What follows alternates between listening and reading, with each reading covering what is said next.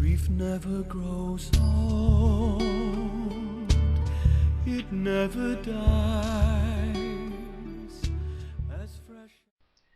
In 1970, and just over 7,000 people live in the communities that stretch along the valley from Rochdale in the south to Bacup in the north. The film you will see is from the north to the south, which starts at Shawforth, Facey, Whitworth and Ely, linking them like beads on a string. The start of the film begins at Shantabrew, Shawforth. Many years ago, Whitworth had approximately 21 cotton mills and other industries. I would say Whitworth is more of a dormitory village than the self-contained unit of the past. But the spirit and friendliness of the residents has not changed. In early history, parts of the present township of Whitworth is not too clear, and exact dates are not known at the very earliest period. This part of Lancashire was close to the farmed and extensive forests of Rosendale, which covered 22,000 acres and reached to a point somewhere near Bacup. All round were bleak open moors, on which Neolithic man roamed. In early years Whitworth came within the parish of Rochdale, where the church and the manor and much of the land was held by the abbot of Whalley Abbey. The 16th century saw the destruction of the forest of Rosendale and extension of sheep farming throughout this part of Lancashire. In 1755, an Act of Parliament authorised construction of a turnpike road through the valley. It ran from Manchester by Rochdale and Whitworth to Bacup, Burnley, Colne and Skipton. It was one of the few such roads in East Lancashire. This provided a ready means of carrying local manufactured goods to Manchester and via Pennine connections into Yorkshire. Whitworth began to grow by the turn of the century. Over 2,000 people lived in the communities along the new road between Rochdale and Bacup. As the railway was still half a century away, the road was of vital importance in Whitworth. Industrial expansion. Dr. John Taylor, father of the Whitworth doctors. He practised in Whitworth in the second half of the 18th century and died at the age of 62 in 1802. He lived at Whitworth House. The building is still in excellent condition today. The Red Lion Inn is almost adjacent to his house. In the days gone by, the wealthy patients would travel far to stay at the inn and be treated by the doctor. The inn is still open, but is up for sale. Ely Dell, in the extreme south of Whitworth, is a very attractive glen and is visited by people at holiday times and weekends, and is open to the public and is one of the beauty spots of Lancashire. St. Bartholomew's Church, built in 1529, can be approached by Whitworth Square. The church has a checkered story. Whether a church existed in very early times is not certain.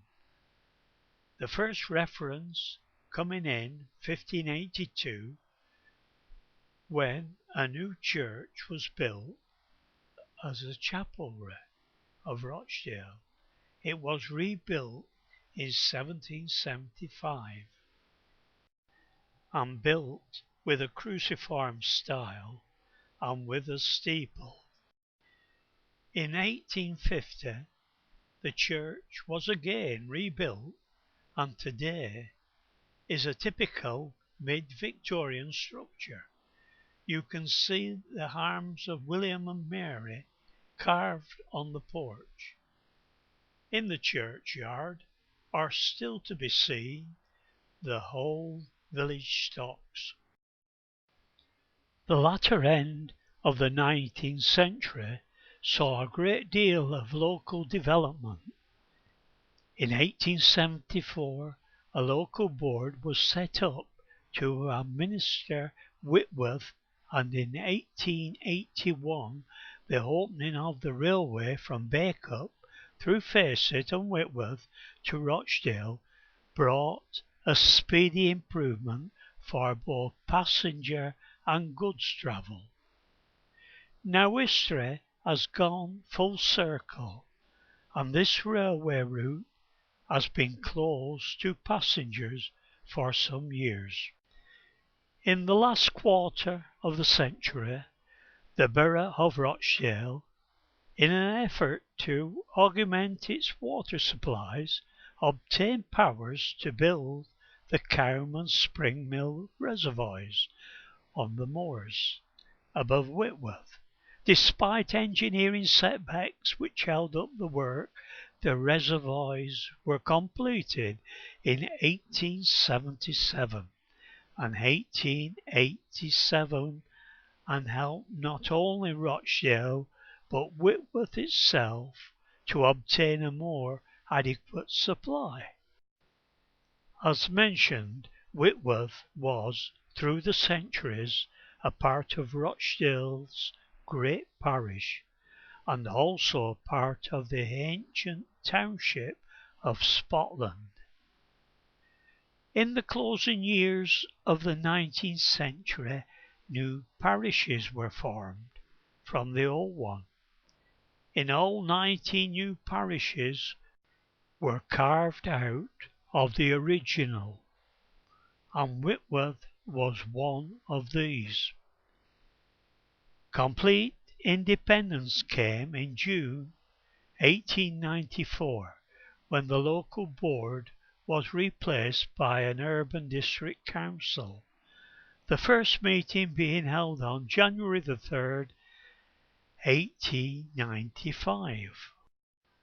Shortly after the turn of the century, Whitworth saw the advent of trams, for in 1910 the Rochdale Corporation extended their tramway system out to Whitworth.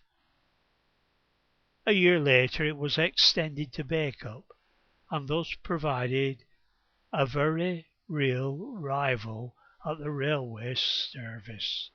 The trams lasted for 20 years, and then in 1932 give way to buses. Quarrying and coal mining have long been important in the Whitworth area. The stone from the quarries on the moors has been used for local building material for centuries, whilst at one time clay and shale were also excavated and used for local brick making. The stone quarried here is hard, fine-grained sandstone with an exceptional eye-crushing strength. Stone from these quarries were chosen to make the foundation on which the Eiffel Tower in Paris is built. The Whitworth quarries stretch away into the Rosendale Valley. Many of them have long since been worked out, and grass now smooths the contours and outlines that scarred the slopes. At one time the quarries were linked by several miles of narrow gauge railway, and the sight of trams fully loaded with stone hurtling down the gradient from the quarry into the valley was an exciting one indeed. The stone was then sent by cart into Rochdale or taken by train from Facet Station. The narrow gauge railways were laid to a 30-inch gauge, and the heavy iron trams took 4 tons of stone each. Today the stone leaves by the road. In the 19th century conditions were hard, both in the quarries and the pits. The coal seams lay beneath the rock, and miners tramped with the quarry workers up on to the moors to work. The coal mines were small and family owned, and the coal, like the stone, had to be got down the valley. A stationary steam engine was used to send down full coal tubs, balancing them on the incline with empty ones. A tipper would load coal into the carts for use in the cotton mills of the Whitworth Valley. Hundreds of men at the peak of the quarries, output used to climb the steep lanes and paths to the moors. Their iron-shod clogs ringing out on the rough paths, these men took meals for the day, and warmed round a stove. No time was wasted, as payment was per yard as per ton, only for what they produced. Accidents were numerous, and treatment rough and ready, workers being carried on a horseback to the nearest farm or cottage door. At the turn of the century navvies in the quarries earned 7p an hour, a rock getter 8p an hour, and a mason a shilling an hour, all wages being paid fortnightly. Work was hard, and as the Whitworth saying was, you will never see a fat quarryman. Much skill was needed as well as brawn, and the blasting, splitting and polishing were but some of the skills needed when the quarries were entirely worked by hand, and any degree of mechanical appliance was unknown. Today these quarries still produce some stone, and it is used throughout the country to make curbs, flagstone, road foundations, whilst the concrete made with it goes into a vast range of building and civil engineering projects. Finally, of course, it should be remembered that Whitworth is still amid open country, and that farming can still be reckoned as a local industry. Sheep graze the moors and wander into the town quite often to passing motorists' dismay, although in lesser numbers than in the days when local wool was used in the weaving sheds. The moors that stretch away on either side of the Whitworth Valley afford an ideal open space for the hiker and the country lover.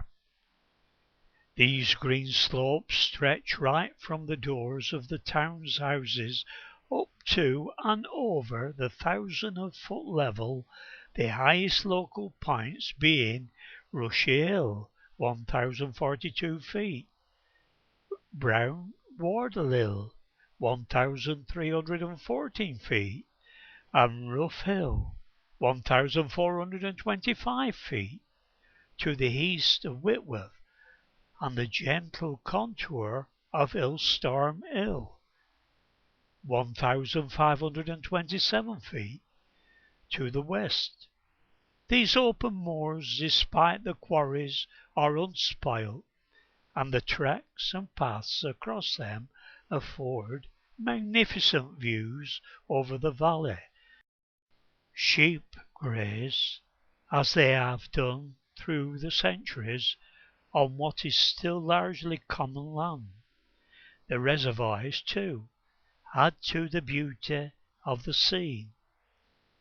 The stretches of tranquil water reflecting the green moorland slopes all around.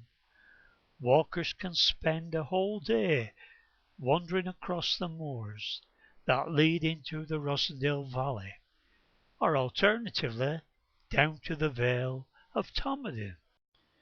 The Whitworth township contains, as already mentioned, much open country, but it is also agreeable close to much more, despite the proximity of such large industrial centres as Rochdale, Bacup, Ronstall and Tomodin. This part of Lancashire and the adjacent stretch of the West Riding of Yorkshire abounds in open moorland, lovely valleys, and swift running hillside streams. In addition to natural beauty, there is much of historical interest in the surrounding district on both sides of the county border. North of Bacup, for instance, are Broadclough dykes, ruins of ancient earthworks built to protect the narrow pass between Bacup and Burnley, supposedly built without artificial aid. These great fortifications are nearly half a mile long and have a trench over 50 feet wide at the base. Various authorities attribute them to the Saxons, who, in the 10th century, defeated a united army from the north of Danes, Scots, and Welsh forces. Despite its industrial nature, Whitworth has numerous parks and recreation grounds, as well, of course, as natural open areas around it. These artificial parks have been provided, which have done much to add to the amenities of the town and provide facilities for sport. At Facet is the Memorial Park, a small but attractively laid out park which was opened in 1921. It was the past urban district's memorial to the fallen of the First World War. The Festival Park at Whitworth was opened in 1954 and provided a very welcome and attractive open space near the centre of the district. An extension has recently been completed which includes an addition to the Civic Hall, a paddling pool and children's amusements.